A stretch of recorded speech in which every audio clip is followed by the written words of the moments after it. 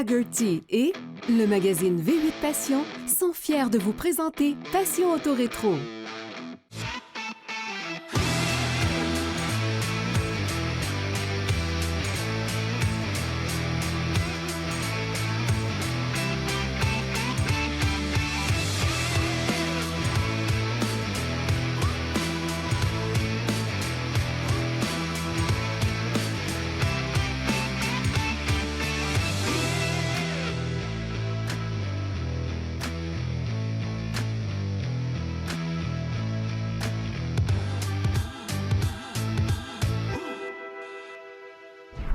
Salut tout le monde, bienvenue à Passion Auto Rétro. Cette semaine, c'est de la région de Sherbrooke, du domaine Howard, qu'on vous présente une superbe Chrysler 306-57. C'est un prototype, c'est unique. Et je vous la présente avec M. Rodrigue.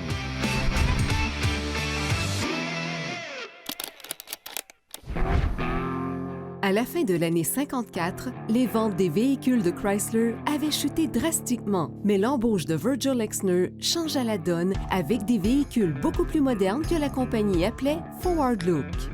La division de l'ingénierie ne voulant pas être en reste, on élabora une mécanique avec des performances qui dépassaient toute compétition. On modifia le V8 hémisphérique de 331 pouces cubes pour monter sa puissance à 300 chevaux, d'où le nom 300.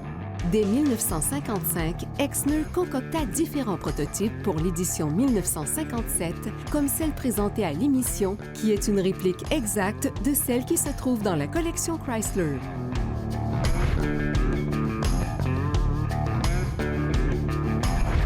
Monsieur Rodrigue, on s'était vu il y a une dizaine d'années environ. On avait fait une de vos voitures, une superbe de Soto. Cette année, vous nous présentez une voiture encore très rare. C'est une Chrysler 306-57. Mais on est face à un prototype présentement. Vous allez m'expliquer comment vous avez réussi à construire cette voiture-là, qui est en fait plus que rare. Bien, premièrement, c'est une vieille idée, on peut reculer, de 25 ans, que j'avais vue dans les magazines, puis dans les livres spécialisés de chez Chrysler. Chrysler 300C, qui a été fabriqué, prototype, qui a été fabriqué par le chef ingénieur Virgil Exner. Très connu, hein? C'est un dessinateur très reconnu. Oui, qui a été des années chez Chrysler. C'est lui l'inventeur des fins en arrière des ailes. C'est l'inventeur de ça à partir de 56 à aller à 61. Mais lui, il avait en tête de faire un prototype Chrysler 300C avec un moteur assez puissant dans ces années-là. Et puis des ailerons un peu surélevés en arrière, modèle un peu spécial. Et puis, il s'est mis là-dedans à construire cette auto-là avec son équipe, avec les pièces qu'il pouvait trouver chez Chrysler en ces années-là. Dans votre cas, à vous, pour la construction du véhicule, vous avez commencé par quoi exactement? Qu'est-ce que vous avez acheté en premier? La première pièce que j'ai trouvée, il y a plusieurs années que je récupérais des pièces en prévision de faire ce prototype-là. La première pièce que j'ai trouvée, c'est le moteur et la transmission. Et puis, le pont arrière. Le pont arrière était là, mais vous n'aviez pas le châssis. Je n'avais pas le châssis. Et puis, un petit peu plus tard, à un moment donné, j'ai trouvé un châssis de Chrysler New Yorker, 1957. Okay. Ce que Virgil Exner a pris, et puis a raccourci l'empattement de 126 à 122. Donc, vous avez fait cette opération-là à partir du châssis New Yorker. Ça a été le départ. OK. Là, vous avez moteur, transmission, un châssis. Là, vous le travaillez pour l'ajuster. C'est ça. Et puis, là, j'ai reconstruit le moteur, la transmission et le pont arrière, tout refait en neuf au complet. Le châssis a un coup raccourci, fait une cure de rajeunissement, le mettre présentable, le mettre beau. Et puis après ça, là, ça a été les pièces de la carrosserie, l'intérieur, qui a été le début de la grosse ouvrage. OK. Lorsque vous recevez, par exemple, l'intérieur de la voiture, est-ce que vous faites l'acquisition de l'ensemble de l'intérieur, la voûte, les couvrements de siège, ou vous êtes obligé d'en chercher un petit peu partout? On en cherche un peu partout c'est pas évident, ça? Sur Internet, parce qu'il y a des pièces de Chrysler 300, surtout pour l'intérieur. Il y a un intérieur assez spécial, c'est 4 bucket seats avec les sièges pivotants. Et puis, une console centrale qui part d'en avant et qui s'en va jusqu'en arrière. C'était unique chez Chrysler 300. OK. Le New Yorker n'avait pas ce type de Le New Yorker d'aménagement. n'avait pas ça. C'était Chrysler 300. C'est les lettrés qui avaient ça. Ah, OK. À ce moment-là, il n'y avait comme pas le choix. Ouais. Ça prenait ça. On n'avait pas le choix. Les voitures de ce type-là, il y en a une, je crois, présentement? L'original qui a été construit par Vigil Exner, il existe toujours. Il est au musée Walter P. Chrysler Museum à Détroit.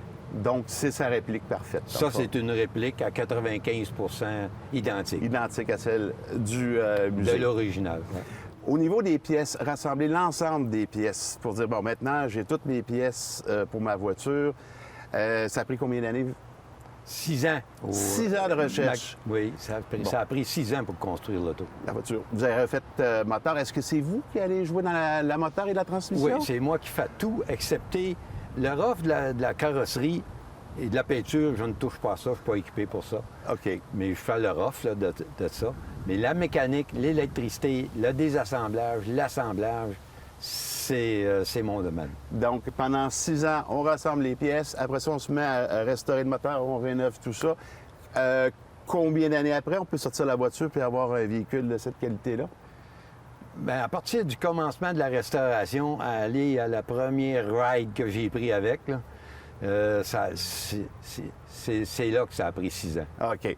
Alors que ramasser les skis fallait, ça a pris 25 ans. Oui, c'est ça. En tout cas, il faut avoir une certaine patience, M. Rodrigue. Faut pas être fou pour faire ça, mais rentrer dans ce projet-là, mais à moitié fou.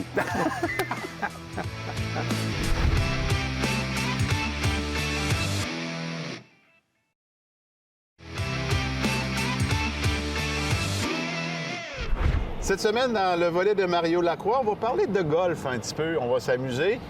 On va voir d'où vient l'idée de base de la voiturette de golf. Exact. Dans mes recherches, j'ai été très surpris d'apprendre une histoire un peu particulière. Encore, on pourrait dire projet oublié, mais celui-là, il n'a pas été oublié, heureusement, mais il a été oublié un certain temps, vous allez comprendre un peu plus tard. D'abord, c'est M.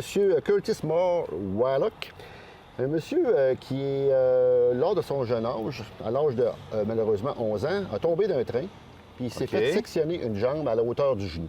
Oh boy, OK. Bon. Il travaillait par la suite pour son père. C'est un amateur de golf dans l'ombre. Allait jouer au golf, mais il trouvait ça un petit peu long, faire un 18 trous avec une jambe et en béquille. Puis un sac de golf à traîner. Et un sac de golf à traîner, Pas exactement. Donc, il s'est mis dans la tête de créer une petite voiture qui pourrait le véhiculer d'un trou à l'autre. Et naturellement, avec quelques standards pour ne pas endommager le terrain, au niveau de la pneumatique, on avait utilisé des pneus d'avion qui étaient plus souples un peu. Oui. Oui, c'est ça. Alors, M. Wallach, quand même chanceux dans sa malchance, a hérité de son père qui est décédé en 1908. Il lui a laissé une somme de 233 000 l'équivalent de 6,8 millions aujourd'hui. Ça aide un petit peu, hein? Ça aide un petit peu, disons, à développer certains projets. Oui. Il y avait un ami, donc ils ont décidé de concevoir ce buggy, on peut leur appeler ça de cette façon-là. Ils ont investi un montant de 4 500 dans son projet, l'équivalent de 4 ou 5 modèles A à l'époque quand même. La voiturette, en 1930, a été terminée. Elle mesurait 94 pouces de long, 76 pouces d'empattement et 44 pouces de large. Conçue pour, naturellement, traîner un sac de golf, bien sûr, 2 passagers. Elle fonctionnait avec une marche avant et une marche arrière. Et chaque roue était alimentée par des démarreurs électriques qui avaient pris sur des modèles Dodge. Ah ben... Fonctionnait à batterie. Sur 2 roues qui est la traîne? Sur chaque roue. Donc, il y a un moteur de Sur démarreur chaque roue. électrique Sur qui fait chaque fonctionner roue, les roues au lieu de- avec des batteries 12 volts. C'est pas fou du tout. C'était quand même assez ingénieux pour l'époque. La puissance était fournie, comme je dis, de 4 batteries 6 volts réparties sous le pont avant et arrière et pouvait parcourir une distance de 36 trous sans être rechargé, avec une vitesse de pointe de 11 000 à l'heure. Entre nos deux, qu'est-ce que nos véhicules modernes ont envié? Il a tout créé, ce gars-là? Oui, des fois, quand on fouille un peu, on s'aperçoit qu'il y avait des choses qui ont été inventées avant aujourd'hui, mais qu'on développe, qu'on améliore aujourd'hui. Je pousserais même au design qui est pensé pour pas verser dans les trous. C'est fait vraiment penser Exact. pour un golf. L'anecdote dans l'histoire, c'est que cette voiture-là, on ne l'a jamais revue. Elle a refait surface il y a environ 35 ans. C'est que des clubs aujourd'hui, avec l'Internet, ont publié les publicités du temps et ont lancé comme un avis de recherche sur le véhicule. OK. Une dame, à un moment donné, qui s'est manifestée, a dit « Je l'ai, cette voiture-là, elle est dans mon garage chez nous. » Elle était serrée bon? sur une tablette, ça faisait à peu près 30 à 40 ans qu'elle était serrée. Sur là. une tablette. Oui. OK. Les messieurs ont dit ben, qu'est-ce que vous faites avec ça? Ben, elle a dit moi, j'avais acheté ça là, dans une foire d'Ancan. Et puis, on s'en servait pour des parades ou jouer sur le terrain sans plus ni moins. Mais on n'avait jamais su elle servait à quoi initialement. Et bien, toute une surprise pareille pour la madame. Elle avait un concept qui allait révéler l'avenir Oui. du golf. Donc, on est dans les premiers balbutiements du corps de golf, comme on appelle aujourd'hui. Donc, si vous allez jouer au golf, vous penserez à cette histoire-là parce que ça a commencé comme ça. La semaine prochaine, Mario, on parle de quoi? On va parler du Decoliner. Merci. Cette chronique vous a été présentée par le restaurant Parmesan et les Belles Autos d'hier.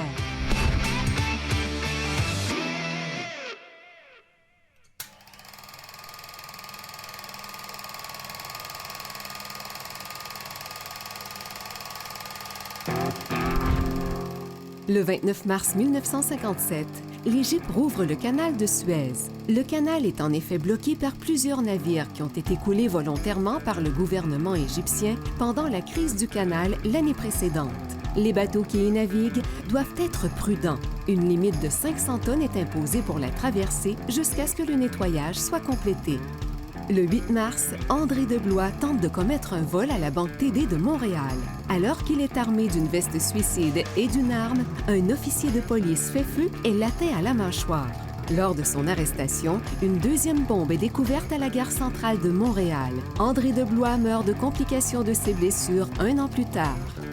Le 10 décembre, Lester B. Pearson devient le premier Canadien à obtenir le prix Nobel de la paix pour avoir contribué à l'établissement de la force de paix de l'ONU au Proche-Orient après la crise de Suez. Il est alors ministre des Affaires extérieures et sera élu premier ministre du Canada quelques années plus tard.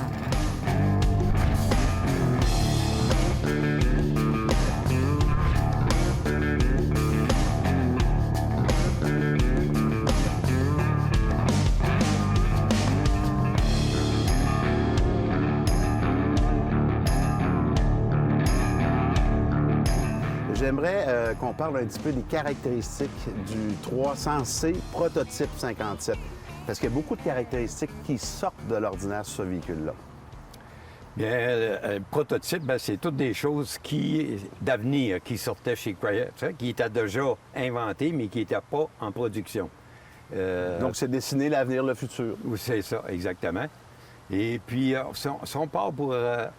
on commence par le moteur, bien, c'est un 392 Hemi avec 2 carburateurs 4 barils et puis qui a une puissance en horsepower, là, excusez l'anglicisme, là, 375 forces. 375 chevaux vapeur. Dans le temps, en 1957, C'est c'était le moteur qui a gagné le Salt Lake City, Indianapolis et puis Daytona Beach. D'où la réputation du moteur Hemi.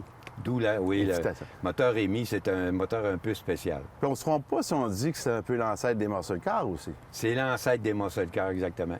Au niveau des caractéristiques, il y en a beaucoup d'autres. Oui, après ça, bien, il y a l'empattement.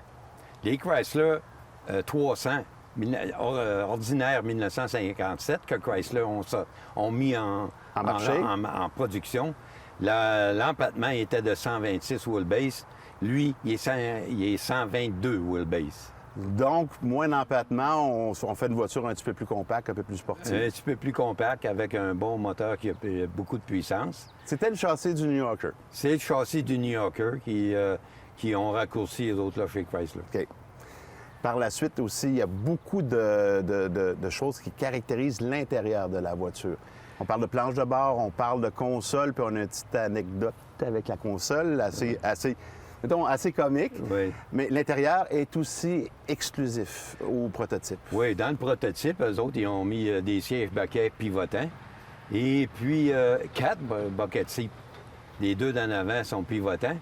Et puis, la console centrale.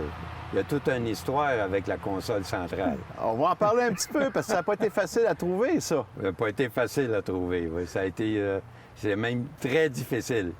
Comment vous en avez trouvé une premièrement? De quelle façon vous avez su qu'il y avait une console en quelque part dans le monde? Par Internet, et puis après ça, par téléphone, puis de bouche à oreille, j'ai fini par trouver un monsieur dans le Montana qui a des Chrysler, la lignée des Chrysler 300C, des lettrés. Et puis lui, il avait une console centrale qui gardait en inventaire dans l'intention de peut-être remonter un Chrysler dans ces années-là. Donc, il connaissait sa valeur, là. Oui, oui, il connaissait sa valeur. Je vois vos yeux, oui.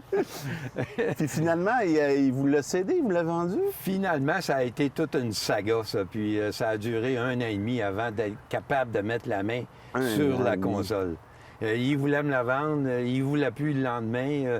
2 jours après, ben je sais pas, peut-être, je vais en parler à mon gars de cours. Et puis, j'ai décidé de la garder, puis ça a duré 1 an et demi, ça. Pour, au bout d'1 an, il me lâche un coup de téléphone pour me dire, ben là, il va falloir que tu essaies d'en trouver une ailleurs. Oh non. Je la vends pas. Bon. Fait que là, j'ai décidé de laisser tomber la poussière. Et puis, au bout de 6 mois, j'ai rappelé. Puis il dit, il y a un fou d'un canton de l'Est dans le Québec. Puis il dit qu'il était en train de faire un concept. Puis il dit, ça y prend une console centrale de 300. Puis il dit, je connais un monsieur qui en a une. Puis il dit, il faut absolument que vous me vendez votre console. Parce que je ne pourrai jamais finir mon concept. Donc, c'est le morceau du casse-tête qui manquait pour le compléter, là. Oui, morceau bien important. Bien important. C'est une des caractéristiques du modèle Du prototype. Chrysler 300, c'est vrai. Il y a aussi la carrosserie arrière qui est complètement différente du New Yorker. Oui, le prototype 300. du 300, Oui. c'est ça. La carrosserie arrière, à partir des 2 poteaux de porte à côté gauche et à aller jusqu'à côté droit, c'est construit manuellement comme l'équipe de Verger-Lexner a construit. Donc, il sortait de la voiture pas tout à fait assemblée, puis il finissait à la main. Il finissait l'assembler, l'arrière du véhicule, à la main. Au niveau des caractéristiques qui le caractérisent, on parle des ailes, on parle du capot, on parle des roues coupées aussi. C'est l'ensemble de l'arrière qui est changé? Oui, l'ensemble. Les ailerons surélevés. Et le Verger-Lexner, c'est lui qui a inventé les ailerons chez Chrysler à partir de 1956. Ça s'est terminé dans les Chrysler New Yorker et 300 en 1961. Ça a fini là, les ailerons. Ouais. Mais c'est l'inventeur des ailerons élevés. Mais le concept, lui, sont surélevés, sont encore plus hauts. Pour justement donner du style, encore plus de style. Spécial, oui. Parce que dans ces années-là, on était contre-tendance un petit peu. On commençait à mettre ça un peu plus carré, un peu moins Oui, d'ailerons. en 62, là, les modèles de Chrysler en 62, ils ont éliminé les ailerons complètement.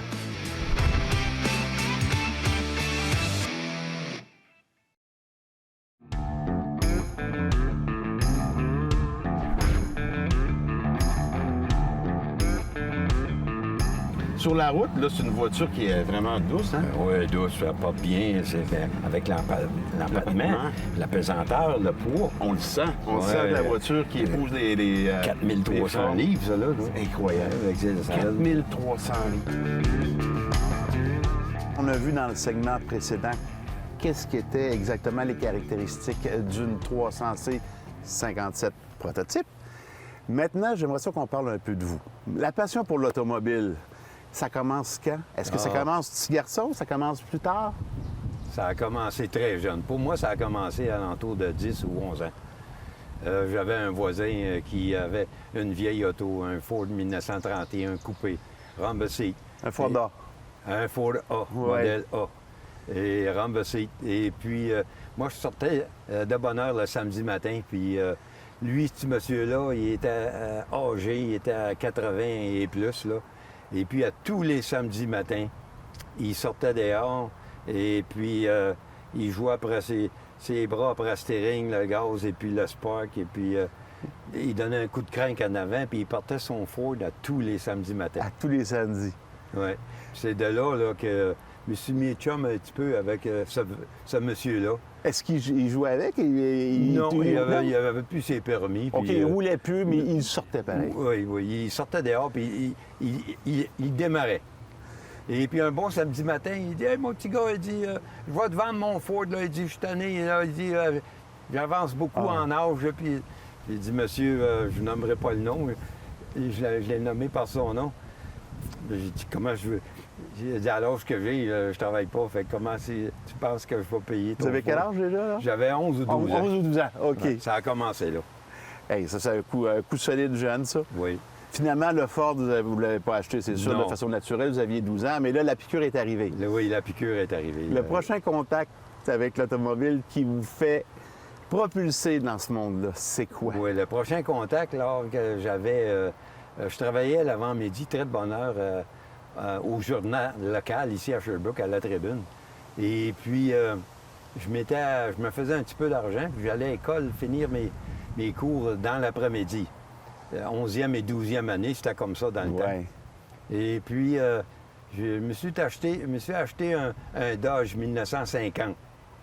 Pas de licence, pas rien. J'ai emmené ça chez nous. J'ai stationné ça sur le bord du trottoir. Papa, maman va arriver en auto. Oui. Et puis, à un moment donné, en soupant un soir, mon père a dit il y a un auto en avant, là, ça fait 3 jours qu'il est stationné là. Je sais pas à qui ça appartient. Fait que là, j'ai été obligé de dire la vérité. C'est moi qui l'ai acheté. Ouais. Ça a commencé là, puis je l'ai gardé quelques mois, ce Dodge-là. Et puis, pas longtemps après, je me suis trouvé un Monarch 56 convertible que j'ai tout défait. Et puis, j'ai reconstruit à ma manière. Monsieur Rodrigue, je vous remercie beaucoup. C'était super intéressant. Un gros merci. Ça fait plaisir aussi. La voiture de la semaine vous a été présentée par Hagerty Assurance de voitures classiques.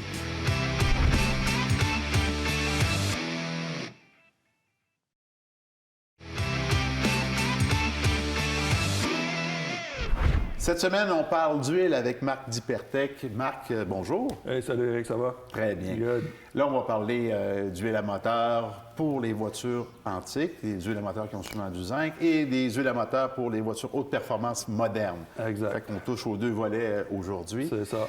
Les huiles à moteur, on sait que ça sert à toutes sortes de propriétés. C'est important pour énormément de choses, que ce soit la dissipation de la chaleur, la lubrification, etc. Bon, maintenant, pour nos deux voitures qu'on a devant nous, on a deux voitures de rêve. Ah, tu le dis. Challenger 70, 440 Magnum, puis le nouveau-né, la première génération. 2008. 2008, une des 500 qui ont été produites à ce moment-là. La nouvelle Challenger de l'époque. Fait qu'on peut pas se plaindre. On en prendrait chacun une, je pense, tout de suite. Oui, ou toutes les deux, peu importe. Peut-être les deux, ça dépend des jours. Au niveau des huiles, chacune de ces voitures-là est d'une époque différente et a des besoins différents. Exactement. On commençait par notre 70 Challenger. Alors, c'est ça. Alors, à l'époque, on avait des grades qui sont très différents d'aujourd'hui. Et on avait des technologies. À l'époque, on avait des sièges de valve, etc., les roller cams, puis flat tappet cams. Ça demandait du zinc, le fameux zinc. Le zinc qui est toujours présent dans les moteurs d'aujourd'hui, mais qui est à des niveaux beaucoup moindres et maintenant aussi de types différents, un petit peu au niveau de la formulation. Alors, on avait les 10-30 et 20-50 qu'on connaît. Là. Alors, ce qu'on met dans une auto comme celle-là, évidemment, c'est surtout la 20-50. Et pour les autos plus, je dirais, normales, les moteurs, ça revenait avec la 10-30 à l'époque. 20-50 parce que le grade permet justement d'absorber plus de chaleur, etc. C'est ça. OK. Ouais. Le zinc, par curiosité, oui. On en mettait plus autrefois. Aujourd'hui, on en met beaucoup moins. Et c'est quoi la propriété du zinc? C'est ce qui permet de créer un film lubrifiant sur le métal qui va empêcher le contact métal-métal et l'usure, finalement. Donc, l'huile adaptée pour ces voitures-là avec Voilà. zinc. Voilà. Si on parle d'une voiture plus moderne, haute performance, à ce moment-là, on ne parle pas des mêmes huiles. On ne parle pas des mêmes huiles. Alors, les normes ont évolué énormément. Les grades ont évolué aussi. Aujourd'hui, on parle de 0,20, 5,20, 5,30. On a un petit peu, j'ai amené ici une 10,40. Qu'on voit un peu encore aujourd'hui, 10-40. On offre une 20-50 aussi dans ces huiles-là. Mais ce qui se vend le plus, c'est les grades les plus clairs et on s'en va vers du 0,16 et même plus bas là, dans l'avenir. Dans un avenir, somme toute rapproché. Donc, plus on descend le grade, plus l'huile répond rapidement à ce moment-là. Ah, oui, c'est ça. Alors, c'est pour des soucis d'économie d'essence, tout ce qui est économie d'essence, évidemment, moins de pollution. Toute la ligne au complet. Exactement. Pour les démarrages à froid aussi, j'imagine que ça fait une différence. Oui, ça fait une différence, oui. Alors, surtout dans nos hivers québécois, là, c'est spécial. Effectivement. Fait que t'en prends une, j'en prends une, puis écoute, on va aller prendre un petit café. Là, on va flipper. Pile ou face? Pile. C'est moi qui gagne, je les prends toutes les deux. Ah, c'est pas juste. Merci, Marc. Merci. Pour explorer l'excellence, ce volet vous a été présenté par les lubrifiants Hypertech. Et c'était Éric Fortier. J'espère que vous avez apprécié. Au nom de toute notre équipe, je vous souhaite une très bonne semaine et je vous donne un rendez-vous la semaine prochaine pour une autre émission, Passion Auto Rétro. Passion Auto Rétro vous a été présenté par le magazine V8 Passion et les belles autos d'hier.